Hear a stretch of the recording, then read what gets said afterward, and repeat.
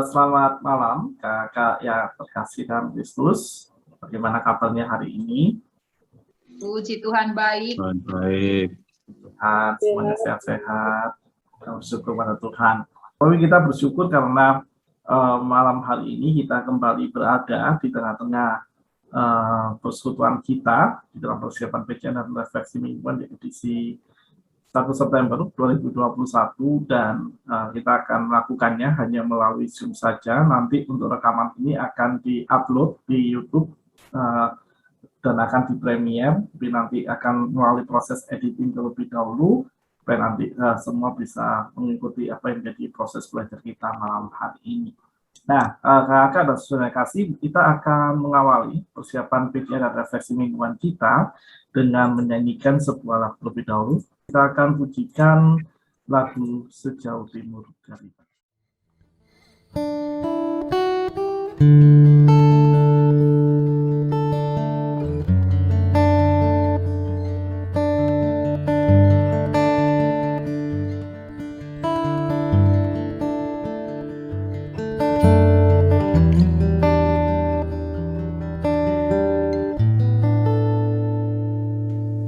Sejauh timur dari barat, Engkau membuang dosaku.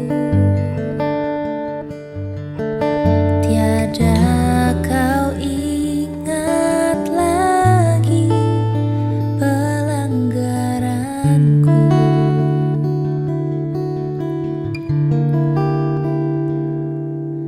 Jauh ke dalam tubir laut, Kau melemparkan dosaku.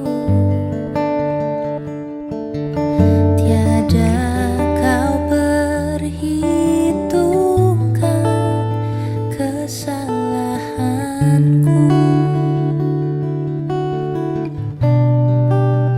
Betapa besar kasih pengampunanmu, Tuhan. Tak kau pandang hina hati yang hancur.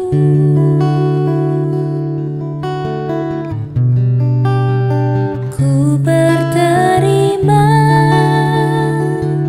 kasih kepadamu, ya Tuhan. Pengampunan yang Kau beri, pulihkanku.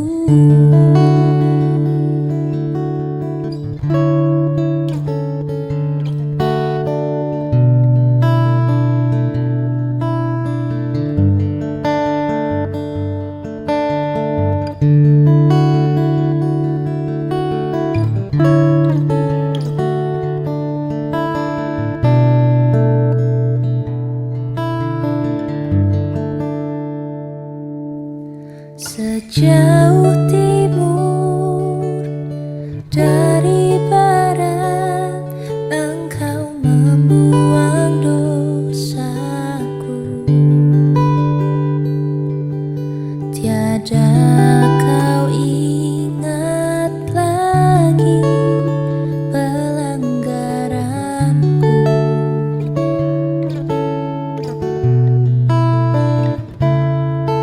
Jauh ke dalam tubir laut, Kau melemparkan dosaku.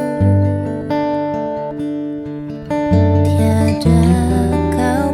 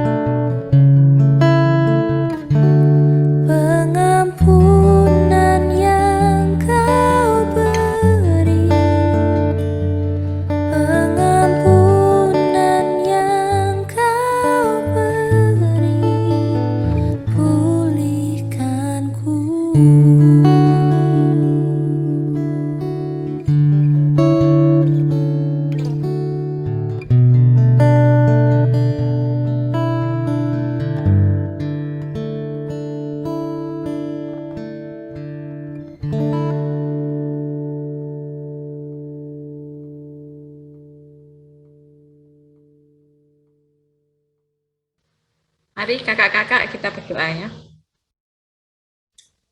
Selamat malam Bapak yang kami kenal di dalam nama Tuhan kami Yesus Kristus. Terima kasih ya Tuhan untuk segala penyertaan-Mu di dalam kehidupan kami.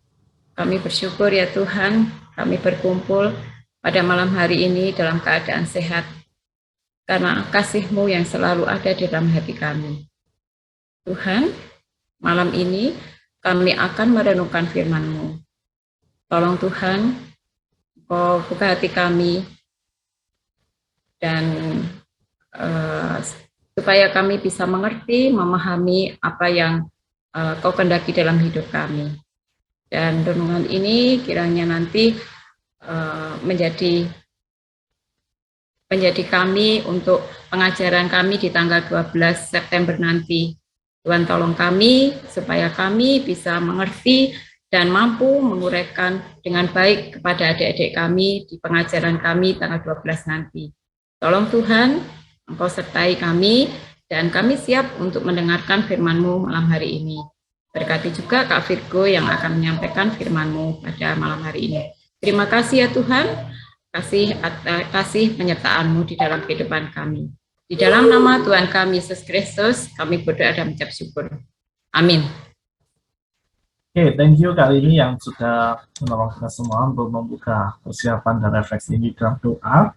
Ya, kakak yang terkasih di dalam Kristus, malam hari ini kita kembali lagi dalam perjalanan kita, di dalam persiaran kita, untuk merefleksikan firman Tuhan melalui kitab Yunus. Kita akan membuka kitab kita dari Yunus pasal 2, sesuai dengan bahan yang diberikan pada kita semua.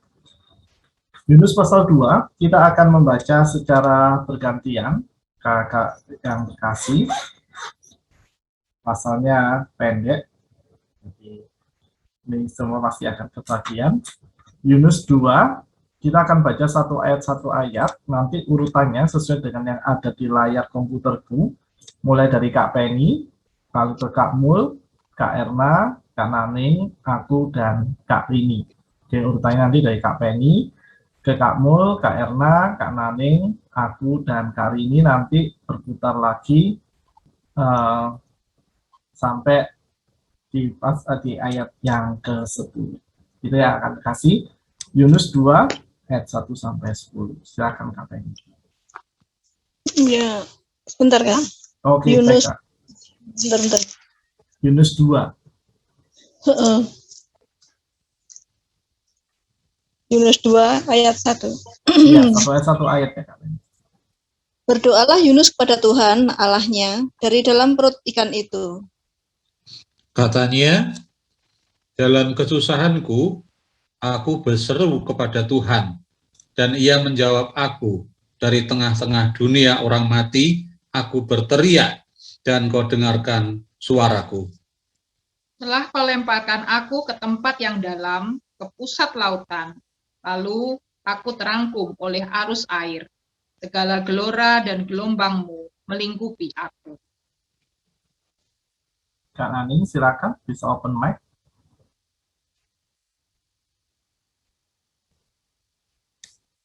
Kak Naning. Oke, Kak Naning langsung aku handle ya. Dan aku berkata, Kak Naning silakan open mic ayat yang keempat. Oke, silakan Kak Naning. Dan aku berkata, telah terusir aku dari hadapan matamu. Mungkinkah aku memandang lagi bait-Mu yang kudus? Segala air telah mengepung aku, mengancam nyawaku. Samudra raya merangkum aku, lumut lautan membelit kepalaku. Di dasar gunung-gunung aku tenggelam ke dasar bumi. Pintunya terpalang di belakangku untuk selama-lamanya. Ketika itulah Engkau naikkan nyawaku dari dalam liang kubur, ya Tuhan Allahku.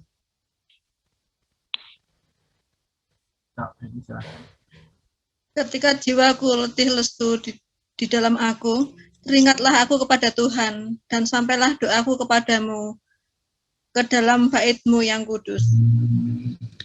Mereka yang berpegang teguh pada berhala kesia-siaan, merekalah yang meninggalkan Dia yang mengasihi mereka dengan setia. Tetapi aku dengan ucapan syukur akan kupersembahkan korban kepadamu. Apa yang kunasarkan akan kubayar. Keselamatan adalah hak dari Tuhan.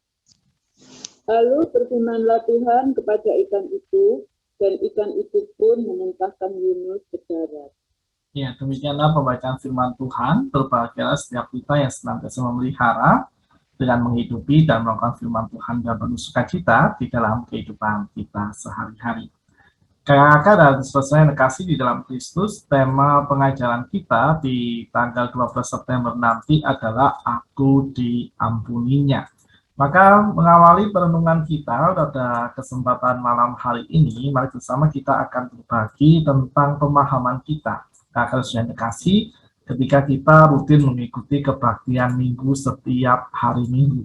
Pertanyaannya sederhana, kakak sudah dikasih, nggak apa-apa kali ini, santai aja, Wallace. Pertanyaannya sederhana sih, aku yakin kakak-kakak pasti setiap minggu ikut kebaktian ya, karena meskipun masa pandemi, baik ketika kita ada kebaktian ragawi di gedung gereja maupun juga ketika kebaktian disiarkan secara daring, aku yakin kakak-kakak mengikuti kebaktian itu semua masa pandemi. Pertanyaannya adalah, di dalam, aku akan memulai dengan pernyataan dulu. Di dalam tata liturgi kita, kalau kita memperhatikan ordo-ordo yang terkandung di dalamnya, kan ada 4 ordo ya, akan dikasih, ada ordo berhimpun, pelayanan firman, pelayanan meja, dan juga pengutusan serta berkat. Nah, kita akan melihat dan membedah sedikit di bagian ordo berhimpun, khususnya di dalam bagian pengakuan dosa dan berita anugerah. Nah, pertanyaannya adalah, apa yang kakak-kakak pahami tentang pengakuan dosa dan berita anugerah di dalam tata liturgi minggu yang kita ikuti selama ini, yang kita lakukan tentunya, karena kita juga terlibat sebagai umat di dalam pelaksanaan tata liturgi itu. Jadi apa yang kita pahami tentang pengakuan dosa dan berita anugerah yang kita lakukan dalam tata liturgi itu di dalam pengalaman peribadahan kita selama ini. Silakan.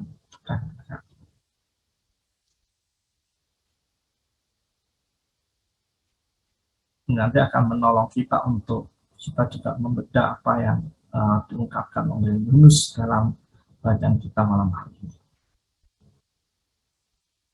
Secara keseluruhan apa tiap ordo, Di bagian Pak? Aja, di bagian itu aja kamu, di bagian pengakuan dosa dan berita anugerah saja. Ordonya kan 4, berhimpun, pelayanan firman, pelayanan meja, dan juga pengutusan berkat. Nah, pengakuan dosa berita anugerah itu kan ada di ordo yang pertama, berhimpun. Nah, apa makna pengakuan dosa dan berita anugerah dalam pemahaman kita selama ini? Mungkin kamu mau mengawali, silakan. Nanti open mic dulu kan soalnya. Yang senior dulu aja kan? Yang senior. Senior secara apa ini kamu? Aku menang malam hari ini, aku junior. Kan Ior ya sing ngomong iku lah. Ayo kamu. Wila umure. Oh, berarti Kak Virgo. Kalau aku selesai nanti kita ada diskusi.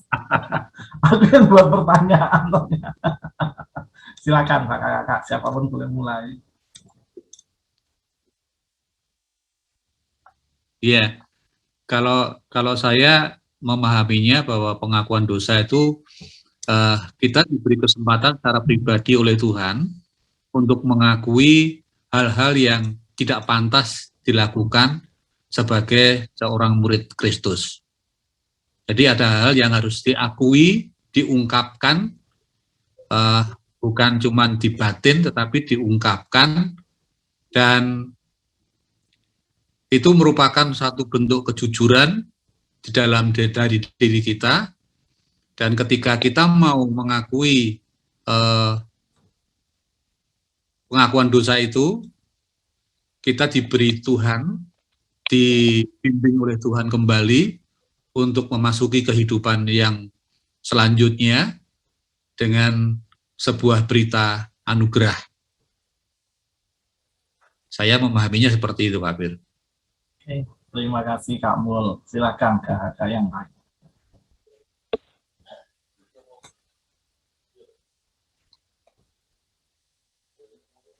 Amal, Kak. Pasti ada yang beda di bagian yang sama itu. Kalau di KPR biasanya gitu sih. Silakan kakak. Di bagian yang sama itu pasti ada yang berbeda. Entah itu hurufnya atau kata-katanya misalnya gitu sih. Garis besarnya itu sama. Nah, saya nggak ada garis tapi Kak, kalimat soalnya. Silakan kakak. Siapa nih? Aku ya. Oke, Kak, silakan. Ya garis besarnya kan hampir sama memang di saat kita sebetulnya sih kalau pengakuan dosa kan terus kita tuh pastilah setiap hari, apalagi kita akan mengakhiri segala keseluruhan kegiatan malam hari itu pasti mengingat lagi hari ini tadi mohon ampun. Tapi pas saat kebaktian itu memang ya lebih terasa karena di situ kita lagi persekutuan bersama gitu. Jadi kita mengingat lagi dan kita bersyukurlah ada kesempatan untuk kita mengaku dosa-dosa kita. Di situ aku memahaminya, yaitulah itu waktu kita bersyukur. Bagiku itu waktu yang aku patut syukuri karena masih ada kesempatan bisa bersekutu bareng saudara-saudara seiman dan di saat itu kita juga bisa mengakui dosa-dosa kita di hadapan Tuhan. Bareng-bareng ada pendetanya, ada penatuannya kan gitu kan. Kalau waktu kebaktian, walaupun kita sudah melakukan itu tiap hari, tapi hari Minggu itu beda. Menurut aku itu, terus kita seperti yang disampaikan Kak Mul, habis itu kita mendengarkan berita anugerah. Itu luar biasa banget. Biasanya kalau udah nyambung, hati ini klik begitu, dapat berita anugerah yang cocok gitu, wah luar biasa banget. Dan habis itu pasti pujiannya itu mendukung banget, itu membuat kita lebih semangat, kita lebih bersyukur lagi dikasih kesempatan oleh Tuhan. Itu sih aku Kak Fitro. Oke, thank you Kak Erna. Silakan berikutnya, terus saya absen Kak. Silakan Kak Nani atau Kak ini atau Kak Penny karena kita semua wajib berbicara malam hari ini. Dalam sharing ini, silakan Kak Nani. Ya, itu sih Kak. Kalau Hitam. saya sih untuk pengakuan dosa ya itu itu sepertinya saya merasa bahwa setiap yang kita lakukan itu banyak kesalahan, banyak dosa yang kita perbuat. Karena itu pada saat kita pengakuan dosa itu benar-benar suatu waktu yang paling apa ya kayak paling itulah kalau di gereja itu rasanya beda seperti yang Kak Erna tadi itu. Karena itu saya merasa kalau waktu pengakuan dosa di gereja itu benar-benar merasuk sekali, benar-benar berserah sekali, dan setelah itu berita anugerah itu membuat saya ternyata dalam kepasrahan saya terus diberikan berita anugerah ya seperti itu Kak. Bingung saya jelaskannya Kak, ya pokoknya begitu. Baik Kak Nani, thank you. Aku tadi berusaha untuk mendengarkan dan aku nangkep poinnya. Apa yang disampaikan Kak Nani. Terima kasih Kak Ning. Silakan. Kak Rini dan Kak Penny, siapa mau duluan? Oh, Kak Rini dulu, silakan. Terima kasih. Aku mau bilang kalau idem juga loh. Di dalam idem itu pasti yang beda. Silakan Kak. Kalau bentar ya nak ya. Oke Yoel. Kalau pengakuan dosa itu diberi kesempatan untuk mengakui dosa-dosa setelah Senin, Selasa, Rabu, Kamis, Jumat, Sabtu itu kita hidup penuh dengan dosa. Setelah itu Kak Virgo kalau dalam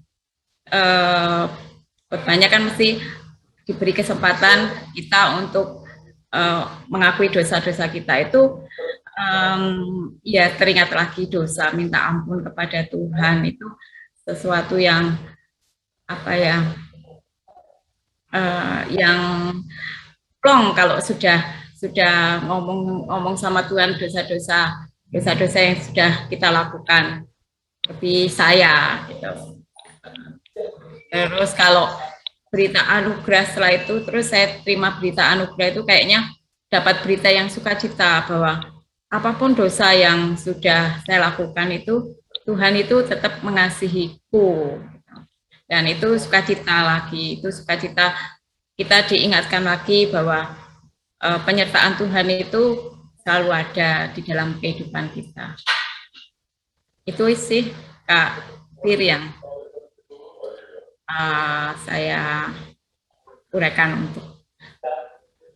Oke, terima kasih Kak Rini. Silakan Kak Penny. Ya, sama dengan kakak-kakak yang lain. Silakan Kak. Waktu kesempatan pengakuan dosa pada hari Minggu itu, kita jadi mengingat kehidupan kita selama 1 minggu itu. Kita banyak sekali melakukan kesalahan ya, tiap hari pasti ada aja, padahal kita sudah berusaha untuk berlaku seturut dengan kehendak Tuhan ya, tapi pasti ada miss-missnya lah setiap hari itu. Nah itu terus teringat lagi, kita flashback gitu, teringat lagi, aduh seperti ini, kok aku jatuh lagi ya. Terus itu kita berani mengakui kepada Tuhan akan kelemahan kita, dan kalau kita mengakui kesalahan kita dan dosa kita itu, Tuhan itu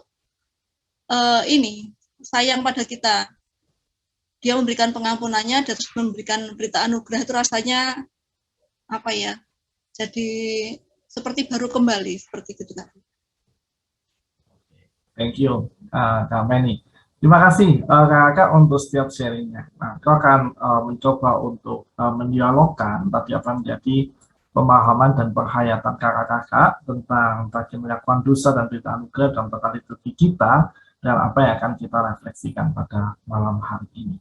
Kakak dan susulan kasih, kalau kita memperhatikan apa yang disampaikan tadi oleh Kak Mul, Kak Erna, Kak Rini, Kak Naning maupun juga Kak Penny, maka ada beberapa poin penting yang muncul di dalam setiap sharing yang tadi kita lakukan bersama. Poin yang pertama ada yang sangat menarik buat aku dan ini menjadi sebuah hal yang penting di dalam sebuah pengakuan dosa adalah dalam sebuah pengakuan ya, kan sudah kasih, karena dalam pengakuan di aspek-aspek yang lain hal ini juga dibutuhkan, yaitu tentang kejujuran. Nah, kakak dan saudara kasih, mengapa di dalam ketika kita mengakui akan dosa-dosa kita di hadapan Tuhan, kita perlu jujur dan tentunya dibarengi dengan sebuah sikap untuk bersedia merendahkan hati kita di hadapan Tuhan, karena dengan kejujuran yang kita ungkapkan di hadapan Tuhan, kalau kita mengaku dosa-dosa kita di dalam semua proses kehidupan yang kita lalui, berarti di dalam diri dan kehidupan kita ada sebuah kesadaran besar bahwa kita itu adalah manusia yang penuh dengan kerapuhan dan tidak luput dari setiap godaan-godaan dosa yang hadir di dalam kehidupan kita. Di dalam kelas katekisasi yang aku ampu selama ini sejak aku praktek maupun juga ketika berproses di tengah-tengah jemaat kita, ada sebuah pemahaman teologis tentang free will atau kehendak bebas. Apa itu free will atau kehendak bebas? Itu adalah sebuah hal yang diberikan oleh Tuhan di dalam kehidupan kita yang mengajak kita untuk senantiasa mampu membuat keputusan besar di dalam kehidupan kita sehari-hari, dan setiap kita mempunyai free will atau kehendak bebas untuk menentukan apakah kita memilih A, misalnya ada A dan B di dalam di hadapan kita, apakah kita memilih A, yang itu berarti di mana A itu, di mana A itu adalah sebuah kebenaran Tuhan yang Tuhan nyatakan dalam kehidupan kita, atau kita memilih B, ketika B itu adalah sebuah godaan besar yang itu bisa membuat kita lebih nyaman ketika ada di dalamnya. Dan disitulah free will itu atau kehendak bebas itu berperan di dalam kehidupan kita untuk menentukan apa dan mana yang akan kita pilih untuk kita jalani dalam kehidupan kita. Kalau kita mengingat kisah yang dialami oleh Kain dan Habel, kakak sudah kasih, bukankah di sana pun free will itu berperan dalam kehidupan Kain? Apa ketika kita mundur, ketika peristiwa kejatuhan manusia di dalam dosa yang dialami oleh Hawa dan Adam, bukankah di sana pun juga Kalau kita teliti dan kita belah teks Kejadian pasal 3 itu, maka kita akan Kejadian 3 yang kasih, kita akan melihat bahwa andai kata manusia mampu menggunakan free will atau kehendak bebasnya dengan bijak di dalam ketika mereka menghadapi godaan-godaan dosa dalam kehidupannya, maka pasti manusia tidak akan jatuh di dalam dosa dan tidak akan ada cerita tentang karya keselamatan dalam kehidupan manusia. Karena manusia tidak pernah jatuh ke dalam dosa, ya apa yang mau diselamatkan oleh Allah ketika misalnya dari awal manusia lebih memilih untuk taat kepada apa yang diperintahkan oleh Tuhan di dalam kehidupannya. Sehingga kejujuran itu sangat berperan besar di dalam kehidupan kita ketika kita mengungkapkan apa yang menjadi pengakuan-pengakuan akan dosa-dosa yang telah kita lakukan dan setiap kesalahan yang telah kita perbuat di sepanjang kehidupan kita. Dan kita bisa memilih, karena saya kasih di dalam pengakuan dosa itu, apakah kita memilih jujur atau kita memilih bohong.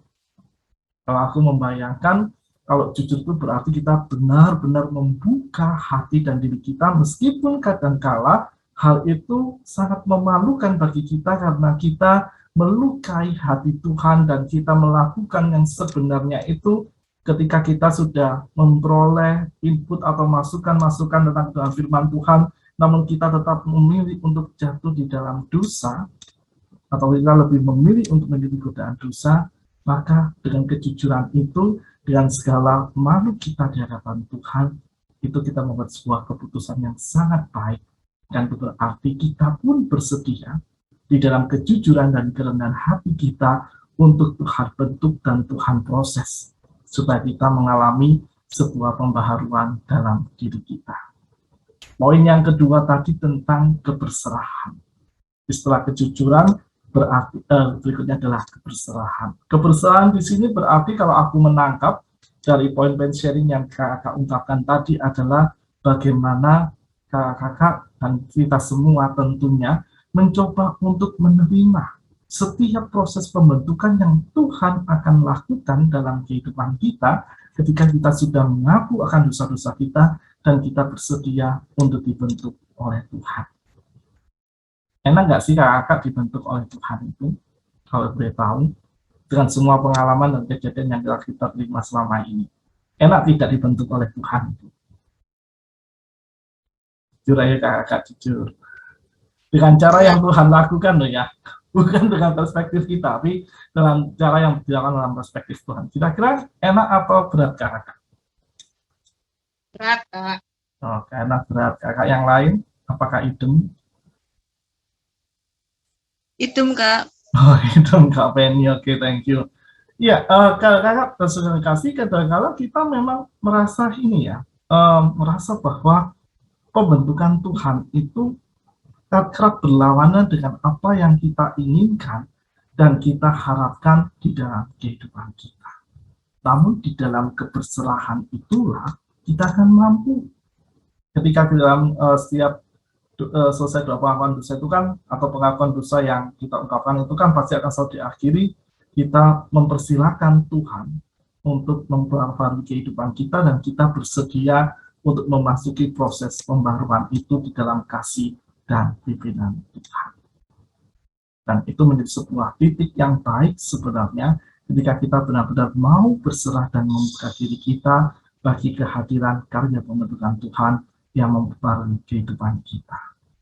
Dan poin terakhir yang tadi aku dapat simpulkan dari sharing kita adalah terkait dengan adanya sebuah pengharapan. Bahwa tidak hanya pengakuan dosa yang kita lakukan, tetapi setelah itu kita menerima sebuah anugerah yang Tuhan nyatakan di dalam kehidupan kita.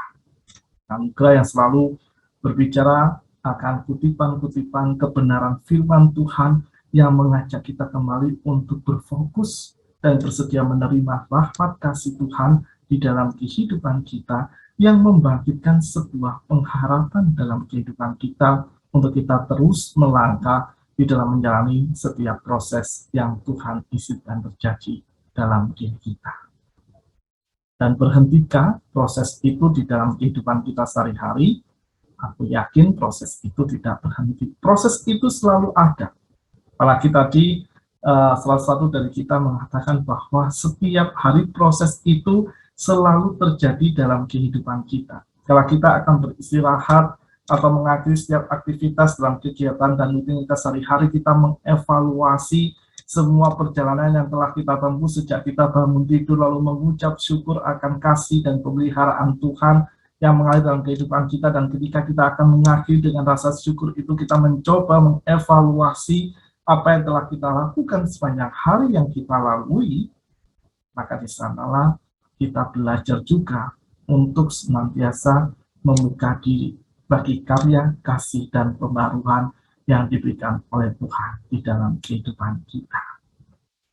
Karena saudara kasih, mengapa 3 hal tadi menjadi hal-hal yang penting untuk kita renungkan.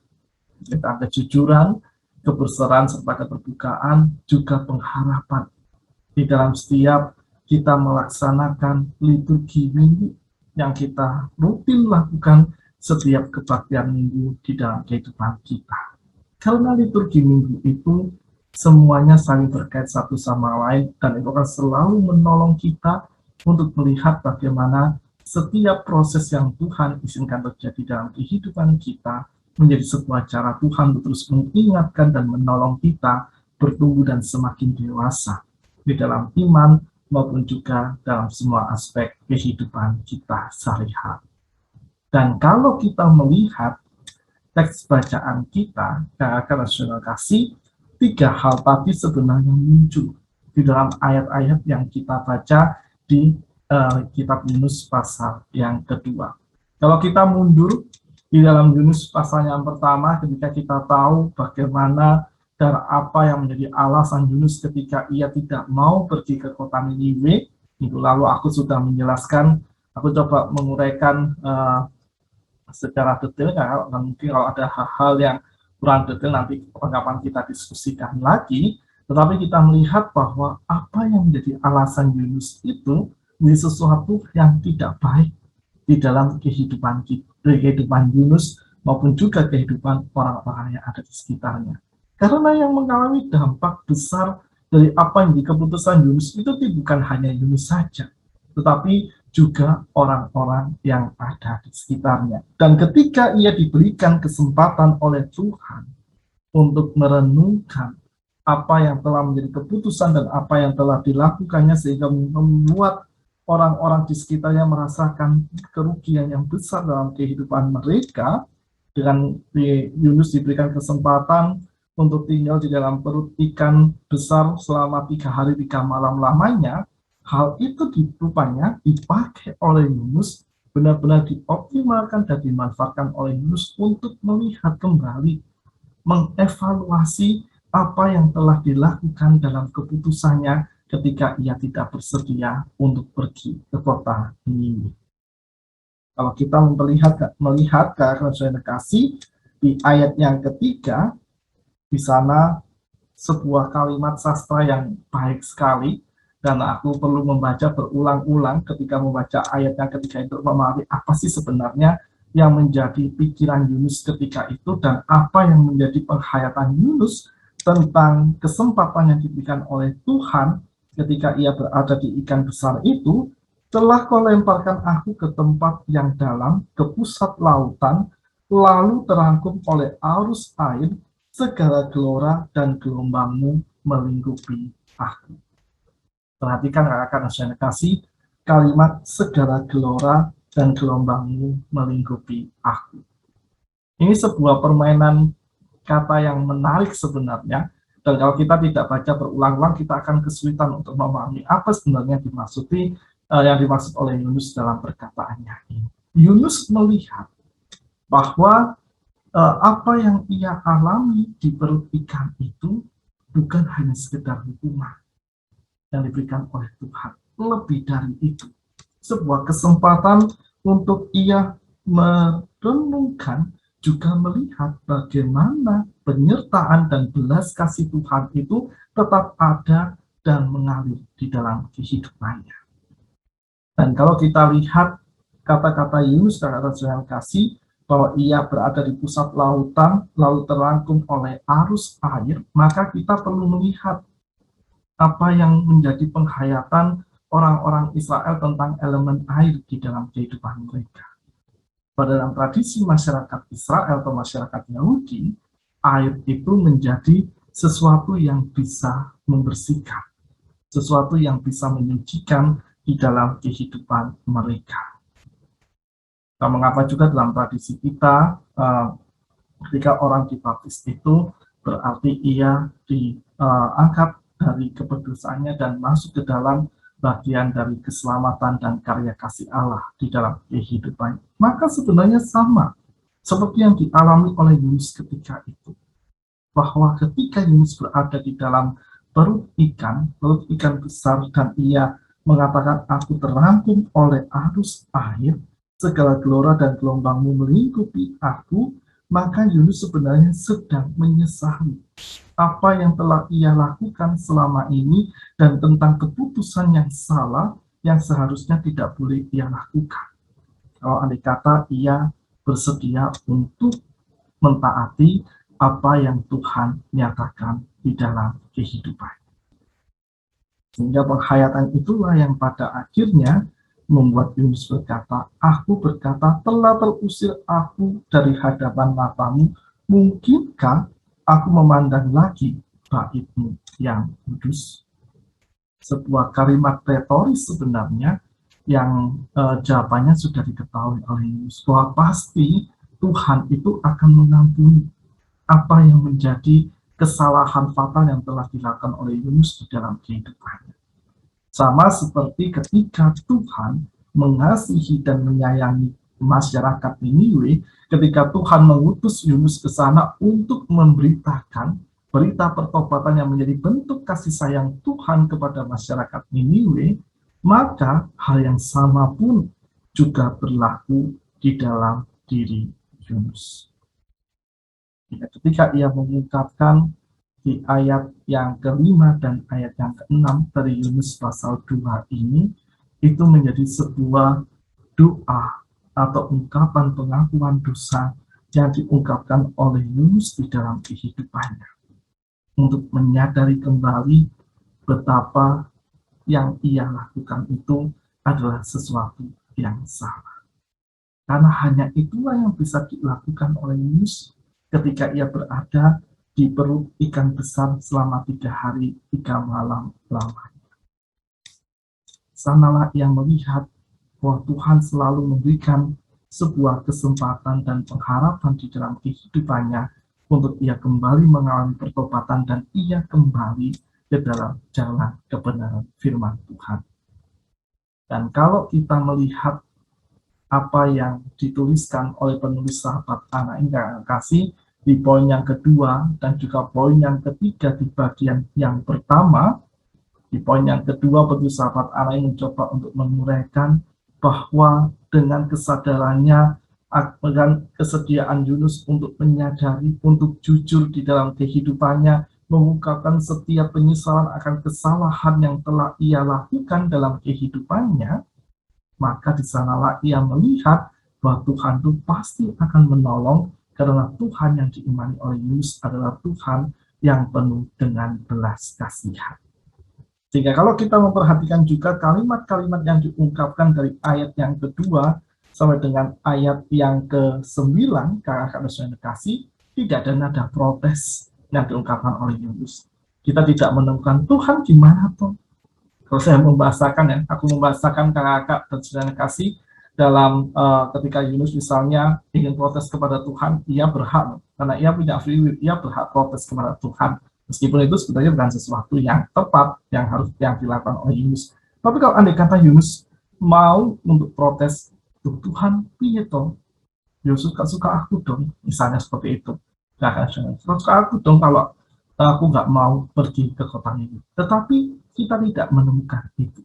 Yang kita temukan adalah bagaimana Yunus belajar untuk menerima dan juga memahami apa yang sebenarnya Tuhan kehendaki di dalam kehidupannya, dan bagaimana ia melihat bahwa Tuhan itu demikian mengasihi baik Yunus maupun masyarakat Niniwe. Sehingga itulah yang pada akhirnya membuat diri Yunus, kalau kita melompat sedikit di pasal yang ketiga, akan saya kasih yang pada akhirnya menyadarkan Yunus untuk kembali kepada pertobatannya dengan kembali menjalankan dan melakukan apa yang menjadi tugas dan panggilan yang Allah nyatakan di dalam kehidupannya. Jadi ketika Yunus mengatakan, jiwaku lebih lesu di dalam aku, teringatlah aku kepada Tuhan dan sambil doaku kepadamu ke dalam bait-Mu yang kudus. Ini sebuah pengharapan besar yang dimiliki oleh Yunus di dalam kehidupannya untuk ia terus meyakini bahwa ketika ia bersedia untuk membuka hati, untuk jujur dengan semua kesalahan dan dosa yang telah ia lakukan selama ini, Tuhan pasti akan mengasihinya. Bahkan jauh sebelum Yunus mengungkapkan setiap kejujuran akan dosa-dosa yang telah ia lakukan, Tuhan itu tetap mengasihi dan Tuhan itu senantiasa menyayangi Yunus di dalam kehidupannya. Maka kalau kita kembali, kakak-kakak dan saudara yang terkasih dalam Kristus, dalam seluruh proses kehidupan yang kita lalui, bahwa ketika kita melihat bagaimana kasih pengampunan Tuhan mengalir dan melingkupi kehidupan kita, maka itu berarti kita memiliki Tuhan yang selalu penuh dengan belas kasih sayang, Tuhan yang selalu mencintai kehidupan kita, meski kerap kali kita memberontak dengan kita terjatuh dalam godaan-godaan dosa yang hadir dalam kehidupan kita. Itu manusiawi, karena sesuai kasih terjadi dalam kehidupan kita karena kita bukan Tuhan. Tetapi ada satu hal besar yang harus kita ingat dalam kehidupan kita, yang nantinya itu akan menolong kita juga untuk menyampaikan hal ini kepada anak-anak atau teman-teman yang kita dampingi dalam pertumbuhan iman mereka. Bahwa Tuhan itu maha kasih, Tuhan itu maha penyayang, dan juga Tuhan itu maha sabar. Sabar loh Tuhan. Karena sudah kasih. Coba bayangkan kalau misalnya Tuhan itu tidak sabar dan tidak terima dengan apa yang kita lakukan. Kita sudah diselamatkan, kita sudah memperoleh anugerah kasih Tuhan, kita sudah memperoleh berkat yang begitu tak terhingga yang Tuhan hadirkan dalam kehidupan sehari-hari. Kalau misalnya Tuhan mau marah, Tuhan bisa marah. Sama seperti yang pernah Tuhan lakukan, misalnya kepada bangsa Israel dengan penghukuman yang ia nyatakan kepada mereka. Tetapi yang kita lihat, kita selalu beroleh kesempatan untuk memperbarui diri kita. Kalau Tuhan marah, kita disentil oleh Tuhan, sudah selesai kehidupan kita. Tetapi Tuhan tidak pernah melakukan itu. Tuhan menyentil kita itu tidak dengan keras, tetapi biasanya dengan gitu, apa ya? Bagaimana ya membahasakan sentilan Tuhan dalam kehidupan kita? Tetapi itu akan langsung membuat kita sadar, oh iya, aku sudah berdosa. Oh iya, aku salah. Sehingga aku harus bertobat dan aku harus bersedia untuk menerima pembaharuan dan pembentukan ulang yang diberikan oleh Tuhan di dalam kehidupanku. Sehingga itulah yang menjadi sebuah pemahaman iman kita bahwa saat kita diampuni oleh Tuhan, berarti kita selalu diberikan kesempatan oleh Tuhan memperbaharui dan memperbaiki apa yang telah kita lakukan di dalam kehidupan kita sehari-hari. Karena sebagai pribadi-pribadi yang telah diselamatkan dan ditebus oleh Tuhan Yesus di dalam kehidupan kita, kita harus terus belajar untuk tidak mudah terjatuh di dalam dosa. Dan belajar itu bagaimana? Dengan mentaati apa yang menjadi kebenaran firman Tuhan. Kalau kita terjatuh dalam dosa, kita yakin kita diampuni. Tetapi itu tidak menjadi sebuah alasan pembenar kita, santai. Nanti kalau misalnya membahasakan ke teman-teman atau adik-adik kita, bahasakan dengan bahasa mereka. Saya kasih ajak mereka untuk berimajinasi kalau misalnya, santai. Oh nanti paling Tuhan ampuni, nggak apa-apa lah. Itu kesalahan kecil. Mungkin nggak apa-apa, berkali-kali salah, nakal, berbuat dosa, nggak apa-apa. Santai, Tuhan itu maha pengampun. Ingatkan mereka, oke, memang benar, kita akan diampuni oleh Tuhan. Tetapi itu bukan sebuah alasan besar dalam kehidupan kita, bukan menjadi alasan pembenar kita berulang kali melakukan dosa dan kesalahan di dalam kehidupan kita. Tetapi justru ketika kita diampuni oleh Tuhan, kita perlu untuk bersungguh-sungguh mengakui dan menyesali segala dosa dan kesalahan kita di hadapan Tuhan. Juga kita belajar untuk mensyukuri setiap pengharapan yang Tuhan hadirkan dalam kehidupan kita dengan setiap kesempatan pembaharuan hidup yang Tuhan anugerahkan bagi kita semua. Sama seperti yang dilakukan oleh Yunus, bahwa ketika ia, kalau bahasa secara umum, bahwa ini adalah sebuah hukuman yang diberikan oleh Tuhan, kalau Yunus memberontak dan ia tidak bersedia pergi ke Niniwe karena ia pun tidak suka kalau misalnya Niniwe, masyarakat Niniwe merasakan kasih sayang Tuhan di dalam kehidupan mereka. Aku lebih suka membahasakan, ini tafsirku secara pribadi ya, kakak sudah kasih, kakak boleh setuju, kakak boleh tidak setuju. Kalau kakak menggunakan kata hukuman, itu juga tidak salah, tetapi aku lebih menghayati apa yang dialami oleh Yunus ini sebagai sebuah kesempatan dan pembentukan yang dialami oleh Yunus yang diberikan oleh Tuhan di dalam kehidupannya, sehingga Yunus mengalami sebuah perubahan dan ia merasakan bahwa karya pengampunan Tuhan benar-benar ada. Bahkan sebelum Yunus mengakui kesalahannya, Tuhan senantiasa mengasihi dan memberkati kehidupannya. Itulah juga yang akan dialami oleh kita semua sebagai kakak BCA, sebagai pelayan Tuhan, sebagai umat Tuhan, sebagai orang dewasa, bagi adik-adik dan teman-teman yang kita dampingi di usia pertumbuhan mereka, baik mereka yang anak-anak maupun saat ini mereka yang sudah memasuki usia remaja. Ingatkan selalu bahwa ketika mereka bersedia untuk mengakui, jujur, membuka diri akan segala kesalahan dan dosa mereka di hadapan Tuhan, juga bersedia untuk memperbarui diri mereka dalam pengharapan kasih Tuhan, mereka pun harus belajar untuk bersungguh-sungguh dan berkomitmen. Dan dengan cara mereka hidup setia dalam kebenaran Tuhan, mereka belajar untuk mawas diri, belajar untuk tidak mudah terjatuh di dalam dosa sebagai rasa syukur mereka atas karya pengampunan yang Tuhan anugerahkan bagi mereka semua. Mengakhiri uraian singkatku ini, mari kita buka ayat super kita, kakak saya kasih, dari 1 Yohanes 1 ayat yang ke-9.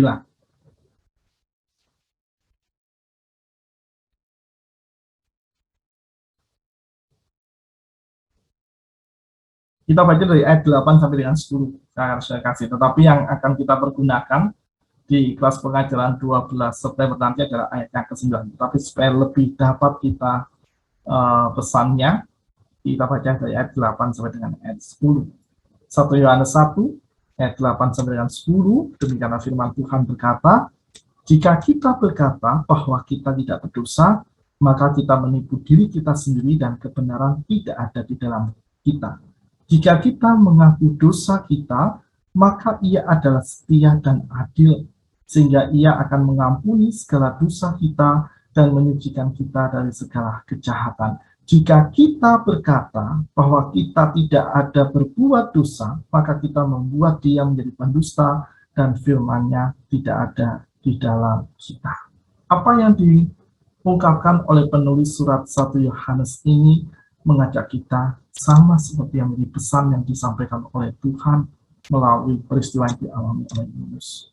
Ketika kita bersedia membuka diri kita, mengaku dosa-dosa kita, maka yakinlah anugerah pengampunan itu selalu ada untuk kita, dan kita diajak untuk mensyukuri anugerah pengampunan itu dan bersedia hidup bersungguh-sungguh melakukan setiap kebenaran dan perintah Tuhan sebagai rasa syukur kita atas seluruh kasih dan anugerahnya yang selalu Tuhan nyatakan di dalam diri kita. Itu kakak dan saudara kasih yang bisa aku bagikan. Jika ada yang ingin menambahkan, silakan kakak dan saudara kasih.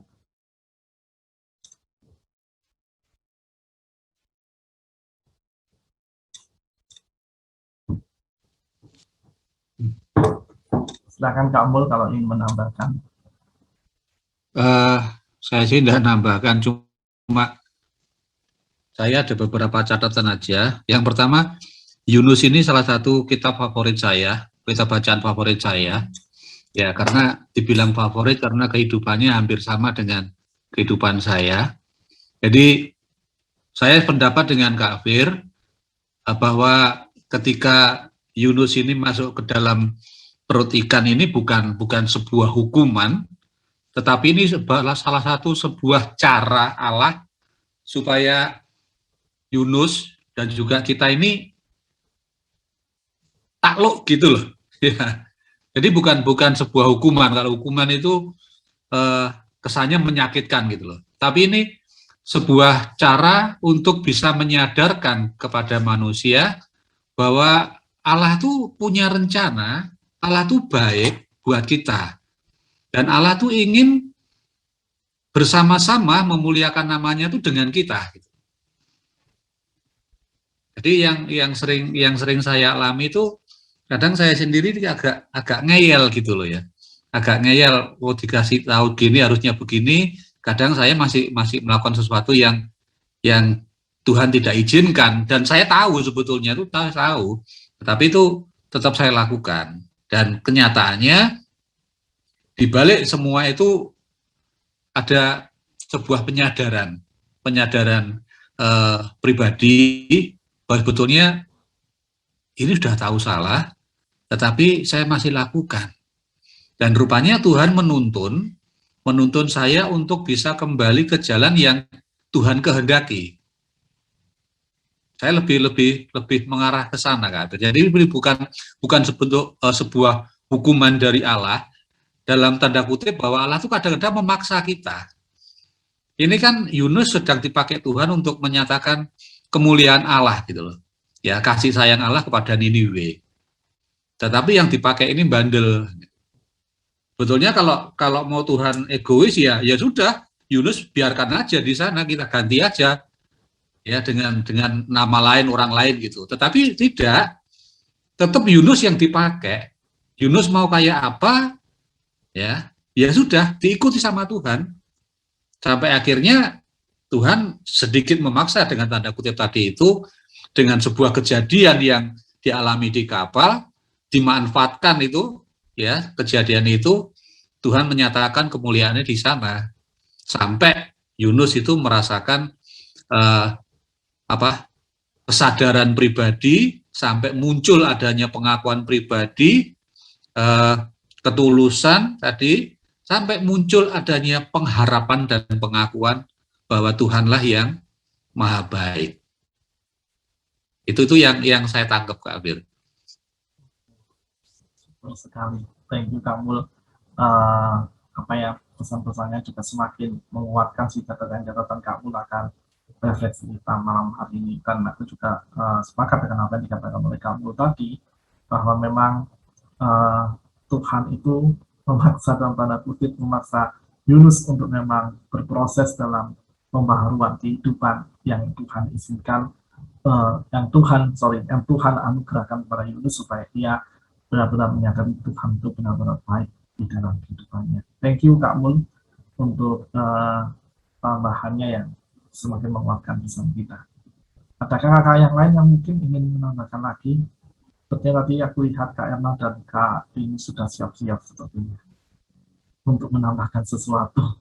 Silakan kakak berdua. Tadi aku udah lihat saya dengan kamu sambil ngintip-ngintip. Silakan Kak ini. Benar-benar dengerin ceritanya Kak Mul. Oh iya benar. Kadang-kadang itu Tuhan itu mengizinkan kita untuk melakukan, nggak tahu mengizinkan apa ya. Tapi manusia itu kadang itu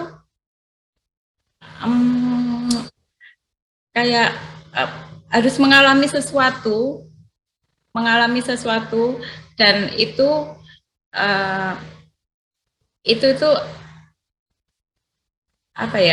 manusia itu kadang perlu mengalami sesuatu itu terus untuk memahami apa yang dilakukan itu salah di hadapan Tuhan.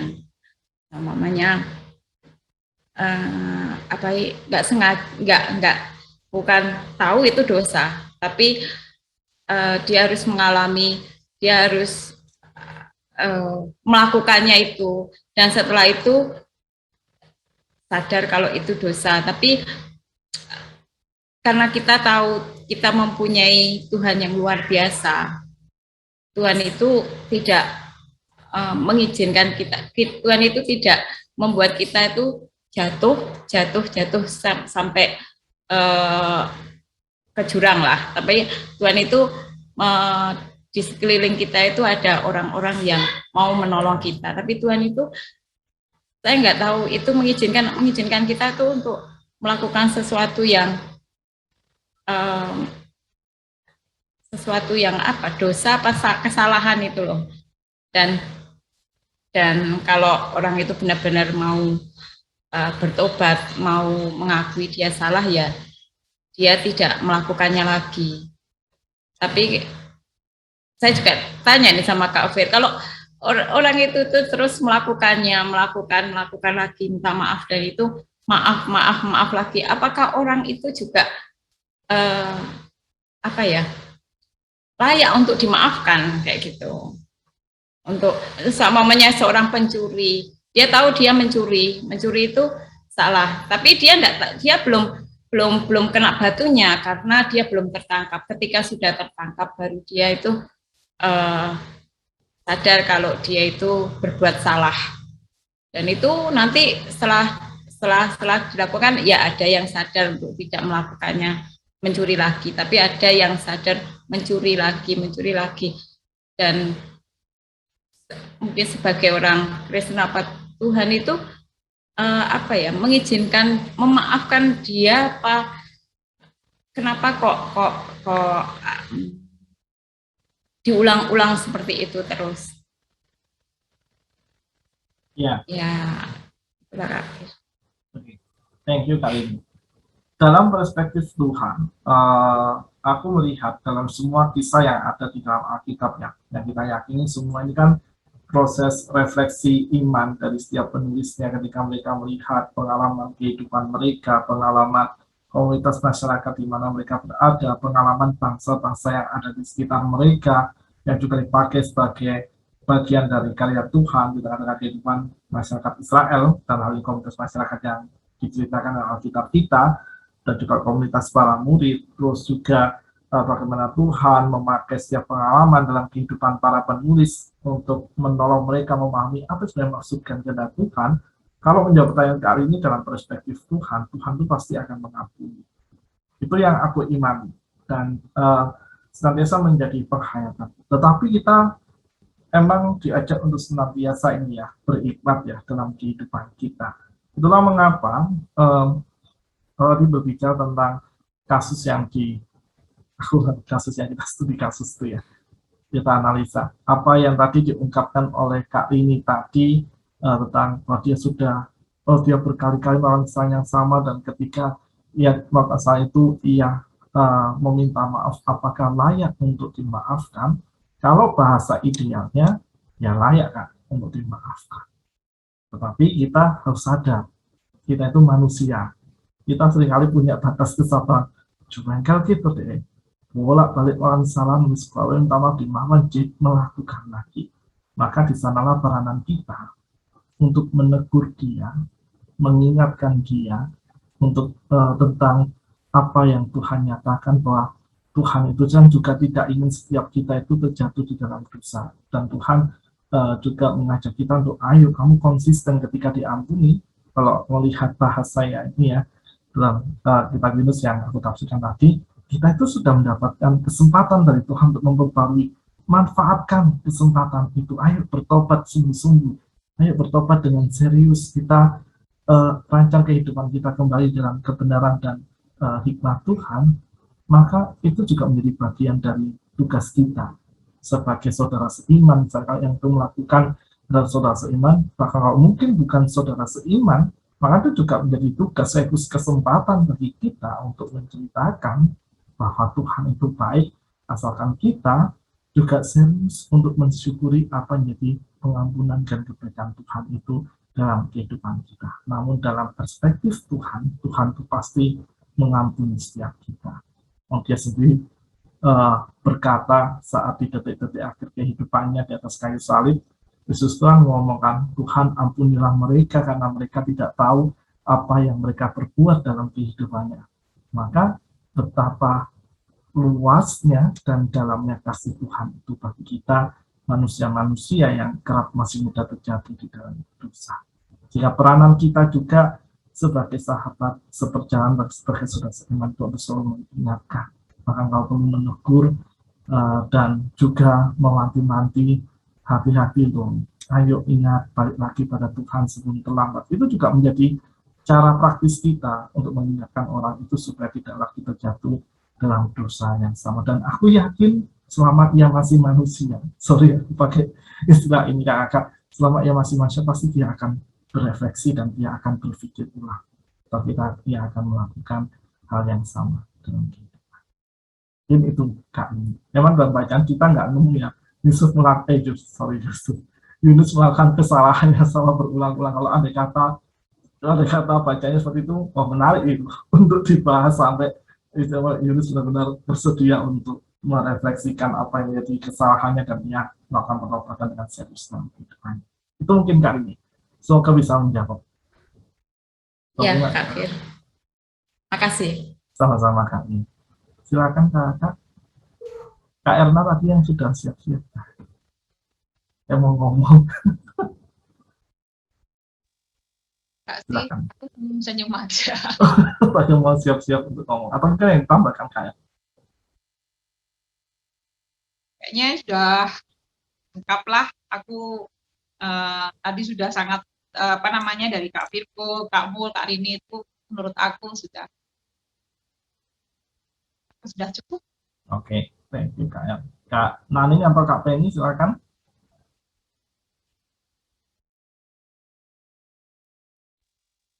Nggak ada tambahan, udah cukup. Oke, Kak Penny. Nggak ada, Kak. Oke, terima kasih Kak.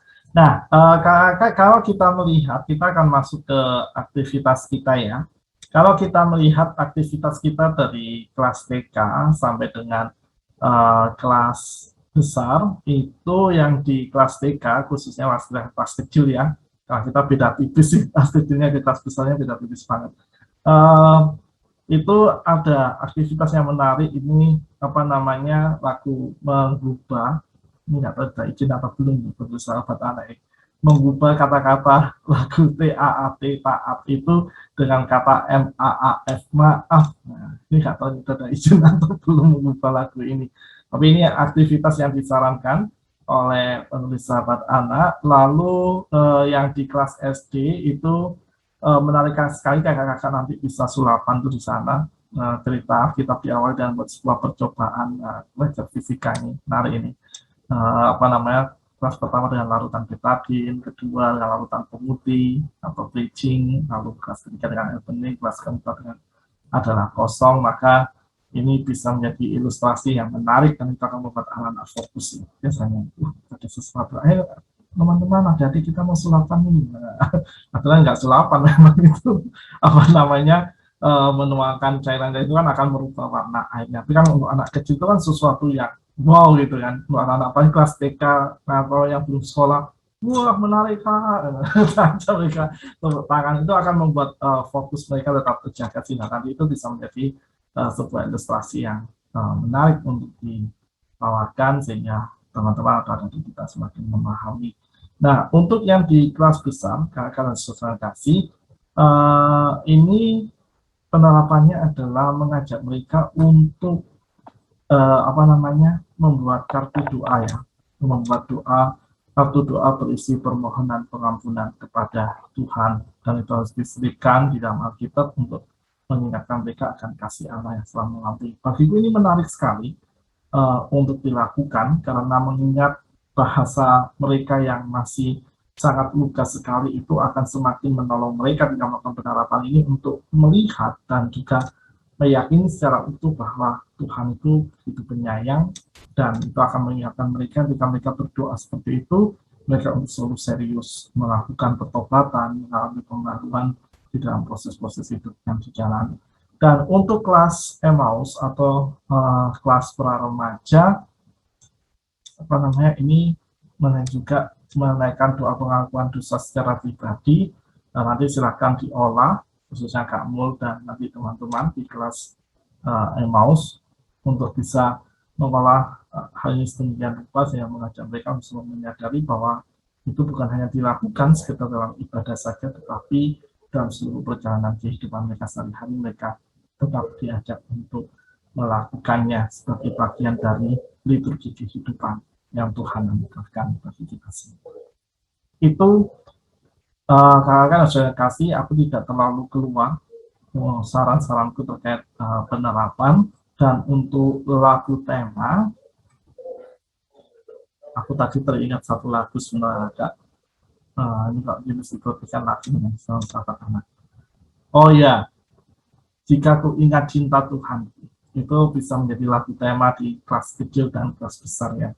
Mengingat mereka, jika mereka mengingat cinta Tuhan dalam kehidupan mereka, maka itu bisa menolong mereka untuk selalu serius dan sungguh-sungguh. Jika mereka diampuni, mereka punya kesempatan untuk selalu memperbarui proses kehidupan mereka semakin baik di hadapan Tuhan. Dan untuk kelas remaja atau kelas Emmaus, lagu Sejauh Timur dari Barat bisa dipakai. Tapi kalau nanti jika ingin pakai jika ku ingat cinta Tuhanku, sangat baik sekali, semakin menguatkan pesannya. Itu kakak dan saudara kasih yang bisa aku bagikan malam hari ini. Terima kasih untuk kebersamaan kita semua, untuk saling berbagi kan setiap pengalaman kita, refleksi kita, juga bagaimana kita mengingat akan kasih setia Tuhan di dalam kehidupan kita sehari-hari. Kiranya setiap anugerah kasih yang Tuhan anugerahkan membuat kita semakin bersungguh-sungguh dalam komitmen kehidupan kita, komitmen pembaharuan kita, juga kesediaan kita untuk selalu berharap hanya di dalam cinta kasih Tuhan. Jika tidak ada yang, apakah ada lagi yang ingin ditambahkan terakhir atau mungkin ada pengumuman sebelum doa penutup seksi pengajaran atau dari kakak pengurus? Ada pengumuman kah? Pengumuman sih nggak ada sih. Atau ada yang mungkin diingatkan untuk minggu depan? Dan nanti tayangan ini akan diunggah di YouTube. Dan nanti yang nonton di YouTube mungkin udah. Apa? Nanti kan rekaman ini juga akan tetap diupload di YouTube, Kak. Sampai di proses editing. Ada pengumuman mungkin bisa disampaikan di sini. Nggak ada sih. Okay. Belum ada mungkin. Aku belum. Oke, berarti minggu depan kita tetap ini ya. Persiapan seperti biasa jam 7 ya. Oke. Kita iya. Kali. Ya. Ini tetap ada di YouTube ya nanti ya? Iya, nanti akan diedit sedikit, Kak. Ini nanti akan diupload di YouTube. Nanti akan di premiere dan akan dibagikan dan nanti bisa dipelajari lagi. Ya, Kak Erna, apakah betul nanti mulai minggu ini bahwa kita hanya berfokus di Zoom untuk persiapan PJA-nya?